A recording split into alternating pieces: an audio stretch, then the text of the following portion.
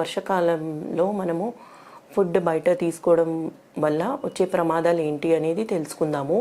సాధారణంగా వర్షాకాలంలో బయట ఫుడ్ తీసుకోవడం వల్ల వారు ఉపయోగించే నీరు కలుషితంగా ఉంటుంది కాబట్టి విరోచనాలు, కడుపు నొప్పి, అజీర్ణత మరియు టైఫాయిడ్, కలరా లాంటి డిసీజెస్ ఎక్కువగా ఉంటాయి.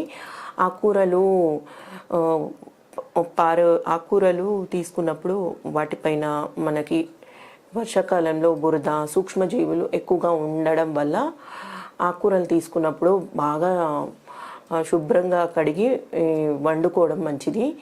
మరియు మనము హాఫ్ బాయిల్డ్ చేసిన నాన్ వెజ్ కానీ చికెన్ కానీ ఏది అయినా ఫుల్ అంటే ఎక్కువగా బాయిల్ చేసి ఉడికించి తీసుకోవడం మంచిది.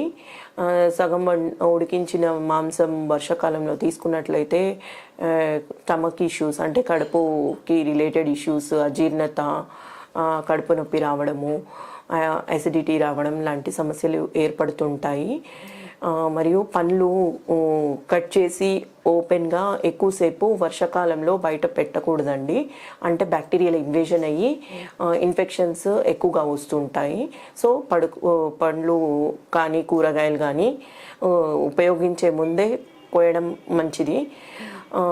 మరియు వర్షాకాలంలో ఎక్కువ ఫ్రిడ్జ్లో వండిన పదార్థాలు పెట్టడం వల్ల అది మనము ఉపయోగించడం వల్ల డయేరియా లాంటి సమస్యలు, మరియు సైనస్ ఉన్న వాళ్ళకి సైనసైటిస్, అలాంటి ఎలర్జీస్ ఉన్న వాళ్ళు ఎలర్జిక్ ప్రాబ్లమ్స్ వస్తూ ఉంటాయి.